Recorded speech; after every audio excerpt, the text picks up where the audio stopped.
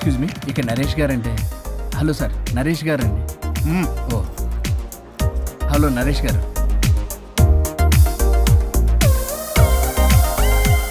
Excuse me, Naresh. ఏమండి ఇక Naresh guarantee. వీళ్ళు అసలు పట్టించుకోక వీళ్ళ సంగతి. వైఫై ఒకటి పెట్టుకో.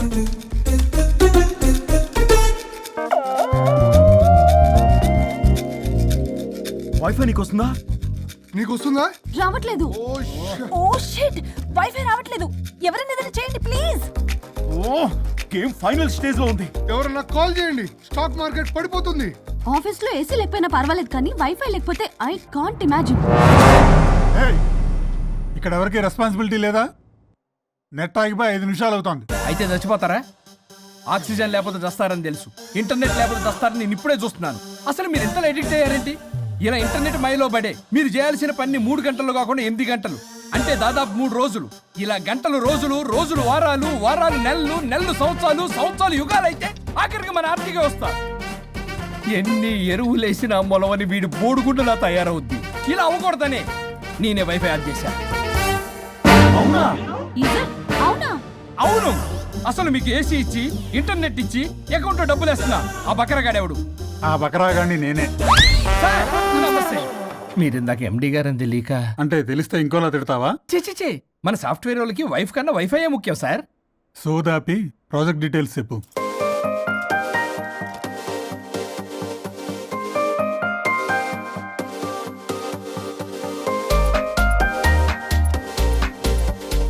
Good, we're doing this project. Thank you sir. Thank you so much.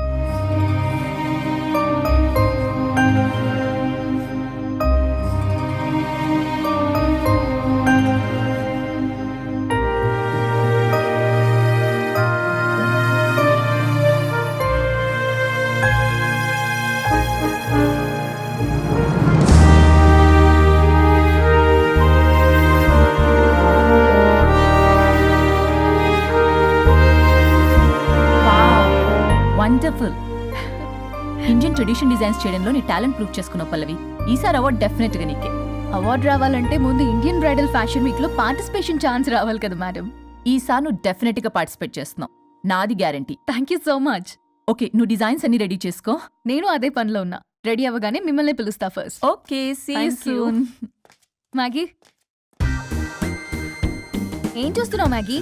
Madam, ఆ అప్పర్ లేయర్ కట్ ని కొంచెం లోడన్ చేస్తే బాగుంటుంది. నేను నెక్స్ట్ డిజైన్స్ కి ఫ్యాబ్రిక్ సెలెక్ట్ చేస్తా, నువ్వు ఆర్డర్ చేయాలి. ఆ వర్క్ చూడు ముందు.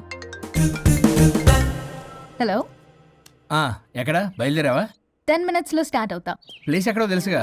మనం రెగ్యులర్ గా కలిసే రెస్టారెంటేగా. చెప్పడం మర్చిపోయా, మీటింగ్ సక్సెస్, ప్రాజెక్ట్ మనకే. ఓ good news, Indian bridal fashion show confirm. Thank you. ఒక 10 minutes లో అక్కడ ఉంటా. వరుణ్ నాకు ఫోన్ చేశాడు, ప్రాజెక్ట్ ఓకే అయిందని. పల్లవి కూడా నాకు ఫోన్ చేసింది, ఫ్యాషన్ షో ఓకే అయిందని. వీడెక్కడా? అదిగో వచ్చాడు. హే వరుణ్, హాయ్ రా. ఎరా ఒక్కడే వచ్చావా? Hello madam. పల్లవి ఏది? పల్లవి జేబులో. అదిగో వచ్చిందిరా. హాయ్ రాజేష్. హాయ్.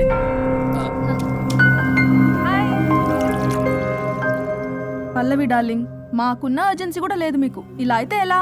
ప్రతి దాంట్లో అర్జెన్సీ అరా. చెప్పిన మాట అసలు పట్టించుకోదు. నువ్వు సర్ది చెప్పాలి కదరా. తనకేది ఇష్టం అది చేస్తే తను హ్యాపీ కదా. నేను హ్యాపీగా ఉంటే అస్సలు చూడలేడు. ఇంకా హ్యాపీగా ఉంచడానికి ఏం చేస్తాడు? ఏం చేయడం ఏంట్రా? ఓ బ్యూటిఫుల్ నైట్ రొమాంటిక్ గా మల్లెపూలు తీసుకుని వెళ్తే నాన్న రాద్దాంతం చేసింది. మల్లెపూలు తెచ్చి పక్కలోకి రమ్మంటాడు. ఎప్పుడు చూడ అది తప్ప ఇంక వేరే ధ్యాసే లేదు తనకి నా మీద. ఒకళ్ళనొకళ్ళు అర్థం చేసుకుని సర్దుకుపోవాలి కదా. సర్దుకుపోవడానికి అర్థం చేసుకోవడానికి ఇక్కడ మనకు ఛాన్స్ ఉండదు. అది రాకాసి. ఎప్పుడు చూడు తన మాటే గెలవాలని పట్టుదల. నా గురించి అస్సలు పట్టించుకోడు. మాకు ఇంపార్టెంట్ డేస్ వదిలే, కనీసం నా బర్త్డే కూడా తనకి గుర్తుండదు. చెప్పేది విను, దిస్ ఇస్ టూ మచ్. పల్లవి చేసింది 3 much. కాదు, తప్పంతా వరుణ్దే. అయ్యో పిచ్చాని, నా మాట నమ్ము. పల్లవే ప్రాబ్లం ఇక్కడ. ఏంటి ప్రాబ్లం? వరుణ్ కి అసలు పల్లవి బర్త్డే కూడా గుర్తులేదంట. అదే నీకైతే నా లైఫ్ లో ఉన్న ఇంపార్టెంట్ డేస్ అన్ని గుర్తులేవా? అమ్మో, తిరిగి నా మీదకి వచ్చేలా ఉంది. ఇప్పుడు నాకు డేట్స్ గుర్తులేవంటే సునామీ వస్తుంది. ఏదో ఒకటి చెప్పి కవర్ చేశాడు. ఏంటి చెప్పు, గుర్తులేవా? నువ్వు చెప్పిన దాన్ని బట్టి చూస్తే ప్రాబ్లం అంతా వరుందే అనిపిస్తుంది. ఇట్స్ ఓకేలే, వాళ్ళ ప్రాబ్లం వాళ్ళు సాల్వ్ చేసుకుంటారు. మన టైం వేస్ట్. మర్చిపోయా, నీ బర్త్డేకి సర్ప్రైజ్ గా ఒక డైమండ్ నెక్లెస్ కొందాం అనుకుంటున్నా. So sweet. పల్లవికి చెప్పొస్తానే. అమ్మయ్యా అది గంట నుంచి తప్పించుకున్నాను రా బాబు. ఈ లేడీస్ని మాయ చేయడంలో వరుణ్ గడ్ ఎప్పుడు డెవలప్ అవుతాడో ఏంటో. పల్లవి డార్లింగ్, రాజేష్కి అర్జెంట్ కాల్ వచ్చింది, మళ్ళీ కలుస్తాను. Don't stress out. Okay, see ya, bye.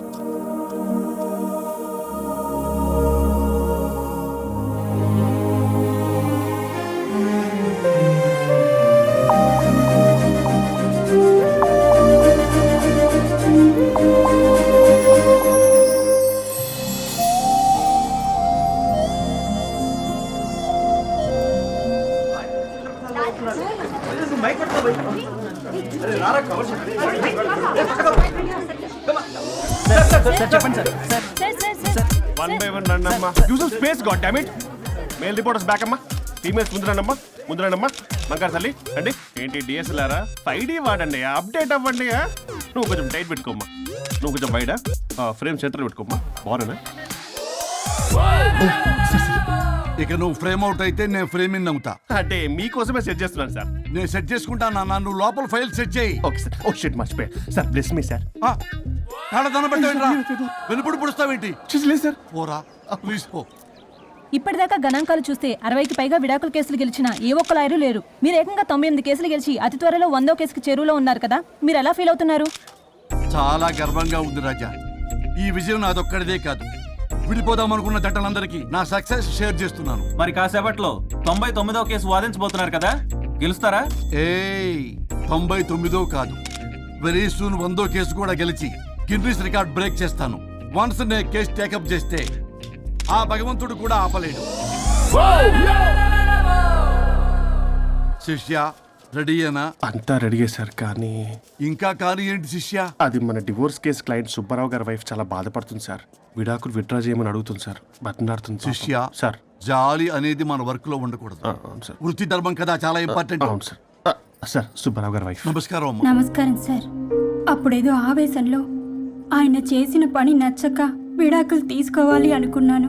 కానీ ఇప్పుడు నా పాప భవిష్యత్తు నాశనం చేయకూడదని విడాకులు వద్దు అనుకుంటున్నాను. ఎట్టి పరిస్థితుల్లో నేను నా క్లయింట్ కి అన్యాయం చేయలేను. కదమ్మా, మీరే విడిపోతాం, విడాకులు కావాలి ఇన్నన్నారు అన్న తర్వాత మళ్ళీ కలిసి ఉంటాం, మళ్ళీ హ్యాపీగా ఉంటాం. హౌ కెన్ ఇట్ పాసిబుల్ తల్లి? సాధ్యం కాదు తల్లి. శిష్య సార్ సార్ సార్ ఆమెను చూస్తుంటే చాలా బాధగా అనిపిస్తుంది సార్. ఒకసారి ఆలోచించండి సార్ ప్లీజ్. ఒక పని చేయి శిష్య, సార్ ఆ అమ్మాయికి వెంటనే నేను విడాకులు ఇప్పిస్తా. అంతే, వెంటనే దాన్ని నువ్వు పెళ్లి చేసుకో. మళ్ళీ విడాకులు కావాలని వచ్చాయి, అది కూడా నేనే వాదించేసి విడాకులు ఇప్పించేసి సెంచరీ పూర్తి చేసుకుంటా. Sorry sir. ఇలాంటి సెంటిమెంట్ నా దగ్గర మళ్ళీ రిపీట్ అయిందంటే మంత్లీ నీకు జీతం వస్తుంది కదా, కట్ చేసి పారేస్తా. Okay sorry sir.